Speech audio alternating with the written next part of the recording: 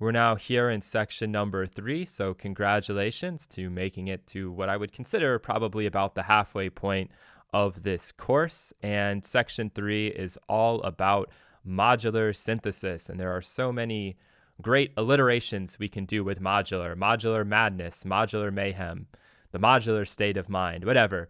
They just roll off the tongue. And some of you might be a little bit concerned and be wondering, why are you showing us modular in week number 3? Shouldn't this be something you show us at the end after we go through more of the basic subtractive synthesizers and work our way up? And I would actually argue that with this course, we shouldn't be looking at it in terms of beginner to advanced. That's not the idea. These are all just the methods, and they should all be relatively the same in terms of difficulty. It's just a matter of wrapping your head around what is going on with the method. That's what's important for this course. It's not so much what will you practically be able to do at the end of this. That's something that's up to you to practice on, but it really is just understanding the logic and, in this case, especially moving forward, why things developed the way they developed. And so this will work very nicely for us here in section 3 because we can sort of follow the historical arc, beginning with the modular synthesizer and eventually working our way up to some of the things like, these wavetable synthesizers and things that we have inside of the digital audio workstation today. So we're going to go through a little bit of history here because it's going to be useful. What you're looking at is the Mark II synthesizer. It is now housed in Columbia University. It's actually in someone's office, so you can see the person's office chair. This synthesizer, I don't know if it's even still functional. It uses all vacuum tubes, and I assume the tubes that it uses, they probably don't even manufacture them anymore. And this is not really a modular synthesizer the way we think about it. This is truly a programmable synthesizer in that you have to use like those old punch-out coding sheets of paper. You kind of code it and then you have to like run it through a really rudimentary computer and it's able to generate sound that way. But this project began, and at least this is a myth, I'm not sure if this is true or not, but from what I understand, this project began and was funded by RCA and by a lot of other people because the people who were pitching it were arguing that a synthesizer could eventually replace an orchestra or could replace studio musicians. So if you think about it, it maybe is worth all of that R&D expense if it means saving money on records and the listeners aren't going to be able to tell a difference. I mean, for better or worse, most of the developments that we see with music technology are all based on purely economics and who stands to gain the most. And so if you think about it, it's worth pumping in tons of money if it means not needing to hire all of these individual musicians. Kind of sad in that, you're going to lose that aspect to it. And obviously that's not what happened. This thing is not at all capable of generating realistic sounds. People, at least in those days and even today, a lot of times, I would rather go to or I should say, I'd rather go and buy a vinyl of a really great orchestra performing something as compared to, hearing a synthesizer do it, because I could set that up myself at home, using a MIDI file. So it didn't replace the orchestra, but what it did do is it set off this, just really vast history and evolution of synthesis, which is what we will be covering. So was this instrument ultimately worth the R&D expense? You could argue it was because of what came after it. People were inspired by this instrument and then went on to develop their own things.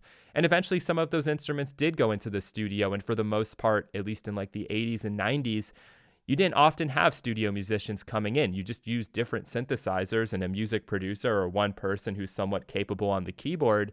That was the person who was generating all the sounds. And of course, there's some pushback against that, and people still like getting records with actual instruments being played on them. But for the most part now, synthesizer sounds are like a part of our DNA and a part of popular music. So all of this is possible thanks in large part to advancements in electronics and really just the advent of electricity. So as I put here in the second bullet, we're talking about power. All right, power and the ability to control that power, oftentimes in the form of voltage. So you think of voltage-controlled filters, voltage-controlled amplifiers.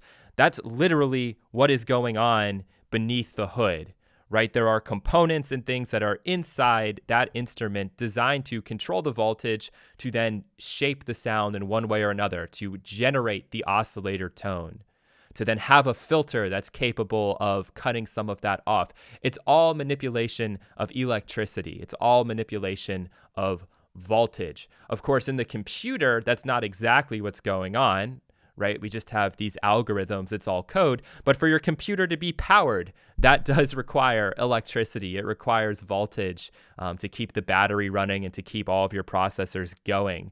So it's kind of funny. You do come full circle in that you don't really think of the computer as being like, a VCA or a VCF or a subtractive synthesizer, but that's what makes all of this possible.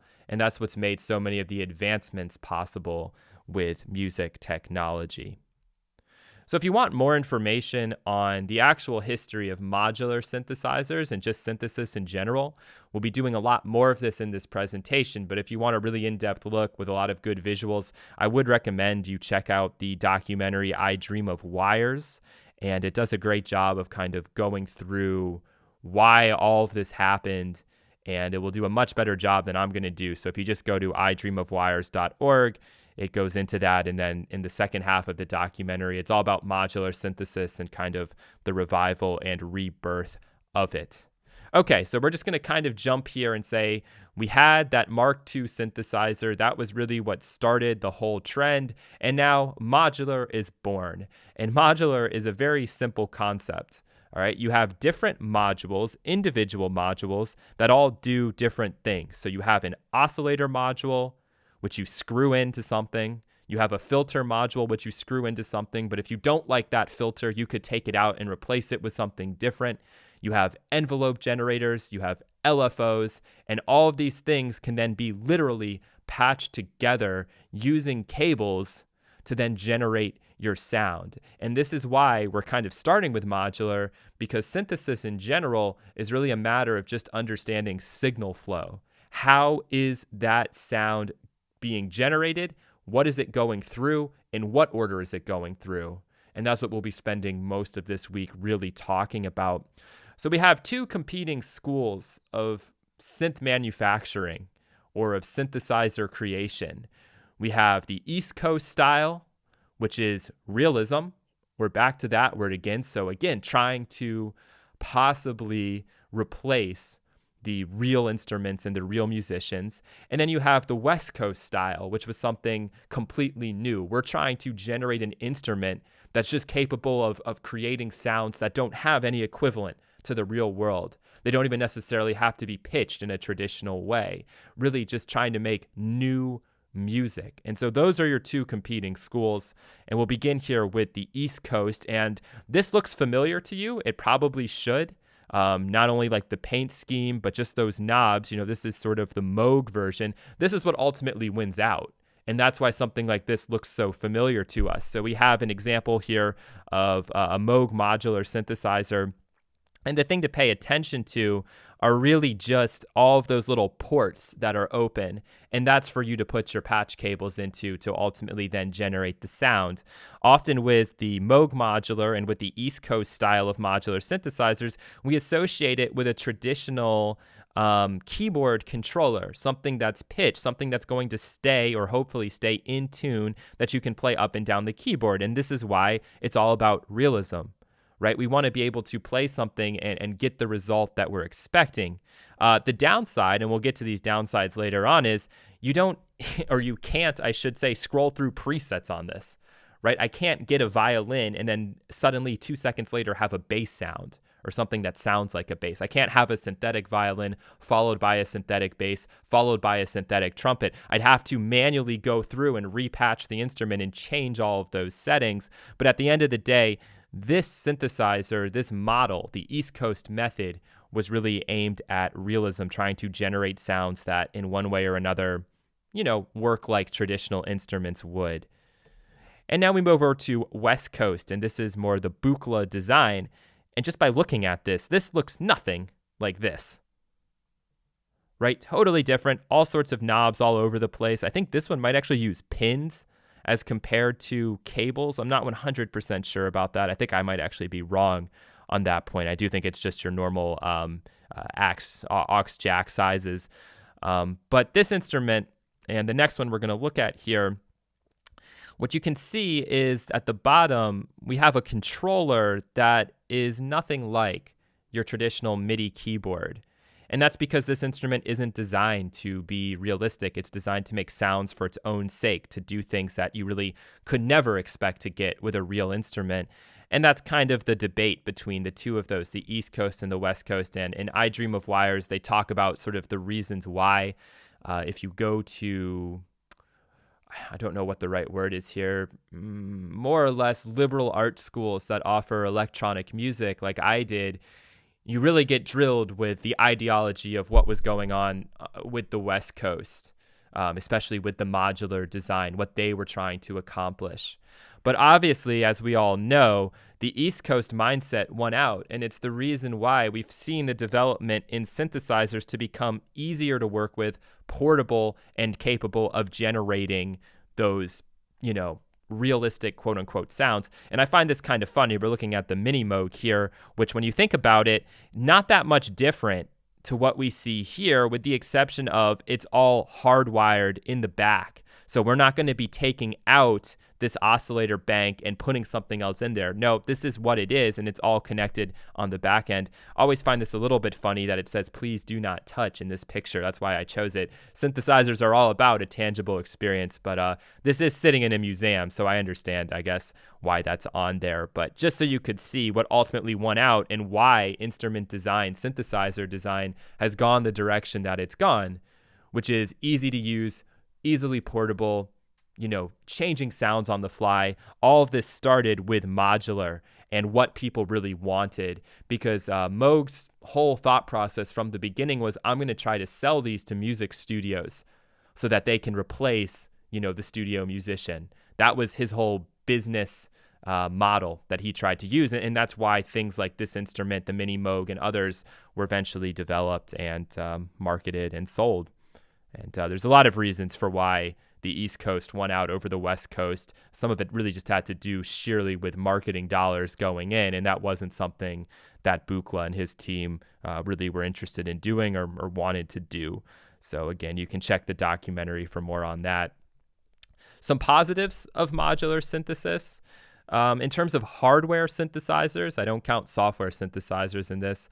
I would say modular synths, for the most part, are capable of getting you as diverse timbres as you're going to get, because anything is possible. You can plug any cable into any other cable slot and, control the sound in ways that with something that's hardwired, you just can't do.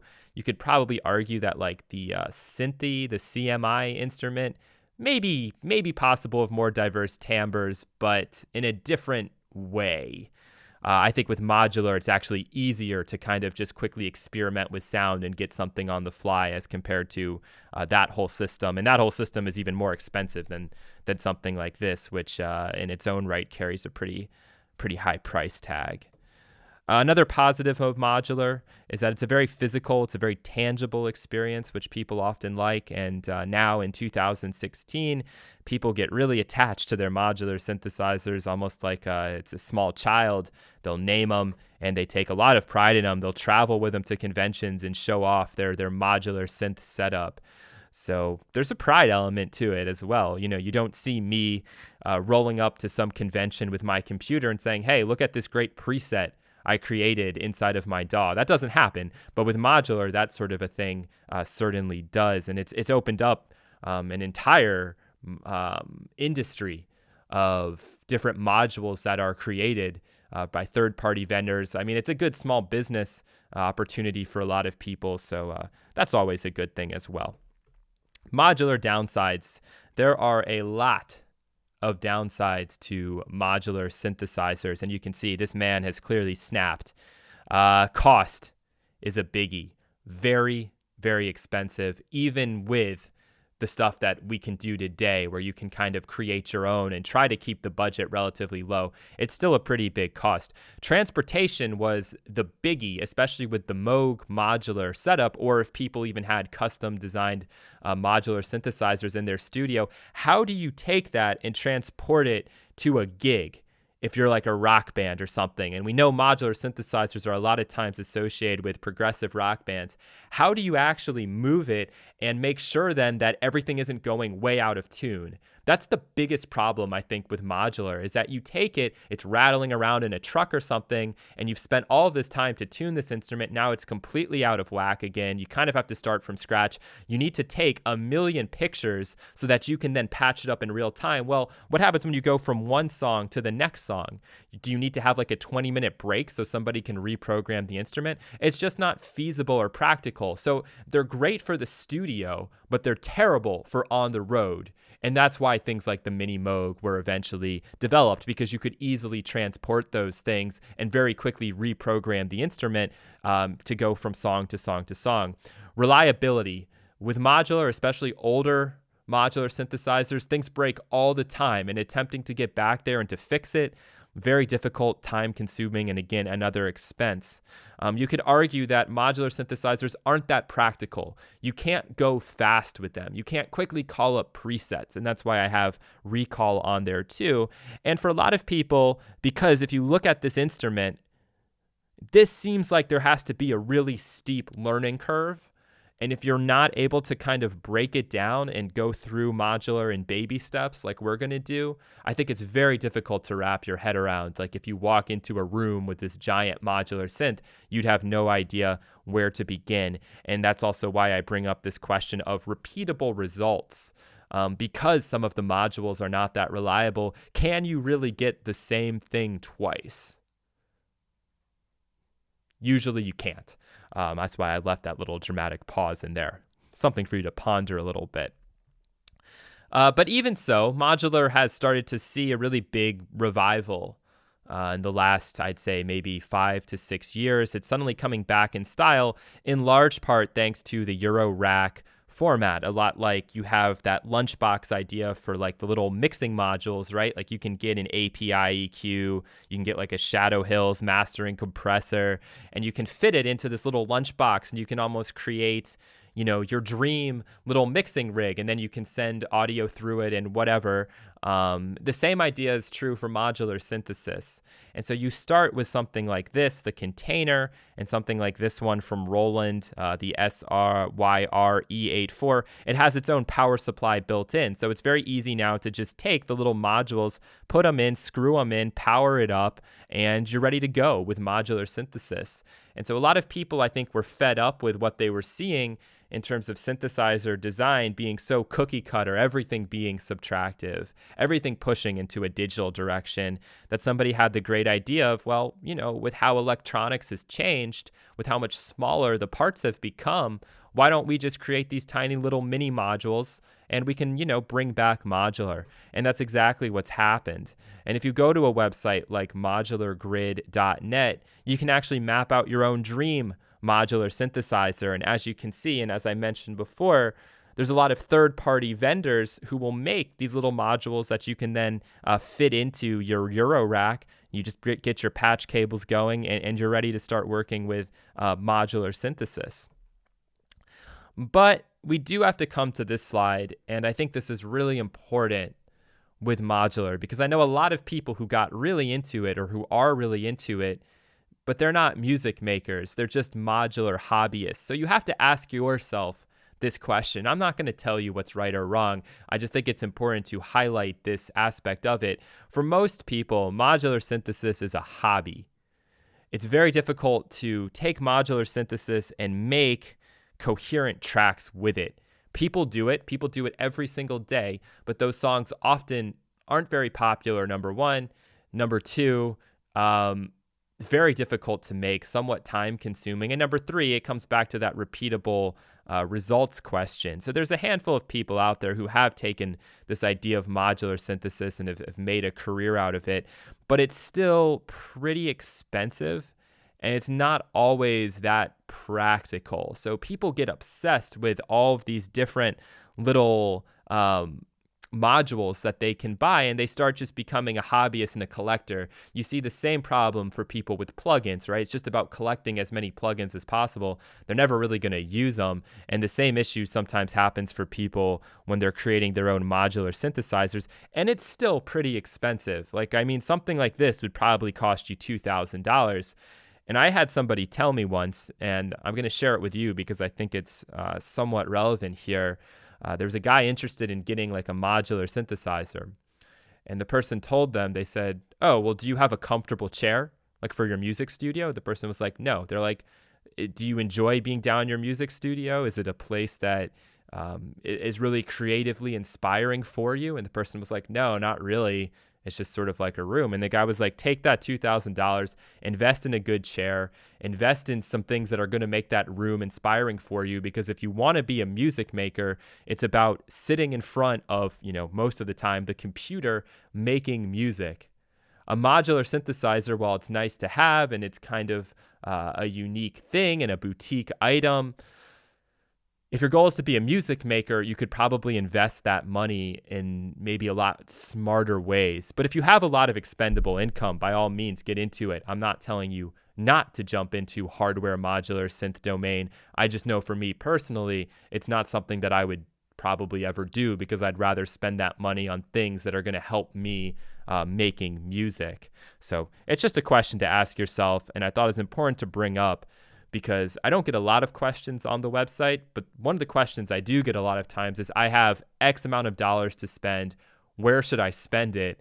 And a lot of times for me, it's about comfort items. It's like, yeah, get yourself a nicer chair, get yourself a nice desk, make sure that your speakers are good and inspiring to you. Do you have a nice audio interface? Because when you think about everything that's in the computer, and especially all the things that are there for free, making music is more about that daily grind of doing it than it is about having the newest and greatest tools. So I know this is outside the scope of this course, but it's something to bring up because I know how cool modular looks, but in the flesh sometimes it's not as inspiring as you might think it would be. All right, so now on to what we'll be looking at in this section, since this is all about, computer music and what we can do with software. The first modular system that you encounter, and you encounter it every day, is the digital audio workstation. It acts a lot like a modular synthesizer, just on a much larger level. The DAW is the shell, and then you bring things in and you determine the signal flow. You can move things around, right? You can route audio one place or another. The only difference is you're not seeing the cables and you're not literally having to connect things. So it's a little bit easier. But when you think of your DAW just as one large modular framework, it makes the idea of modular synthesis that much easier, because that's really all the DAW is. It's your Eurorack case, and you're figuring out how you want to fill it and how you want to move things around. That, to me, is how I always think of the digital audio workstation. And so a lot of soft synths, they actually operate on more of a hybrid modular principle. Anything where you can determine and change the routing is completely related to modular synthesis. All right, you can choose, where do I want the wave shaper? Something like Zebra, right? You can put in a distortion module before or after the oscillator, before or after the filter. You can bring in a reverb at different points. Modular is all about possibilities. It's all about flexibility, as compared to your hardwired synths like the Mini Moog, where it's patched in the back and you can't change that, right? It is what it is. But in the computer, with most of our instruments, we a lot of times have a lot of routing possibilities. So Zebra being a great example. If I owned it, I would show it to you. Unfortunately, I don't. But Zebra is just the greatest example of sort of the hybrid modular that we see.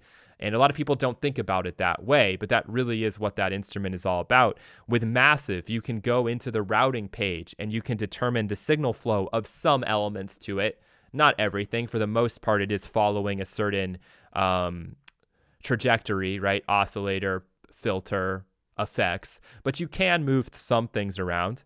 We looked at Kaivo a little bit in physical modeling. As you saw, for me to set up the modulators, I had sort of like those virtual patch cables where I was just sort of moving things around.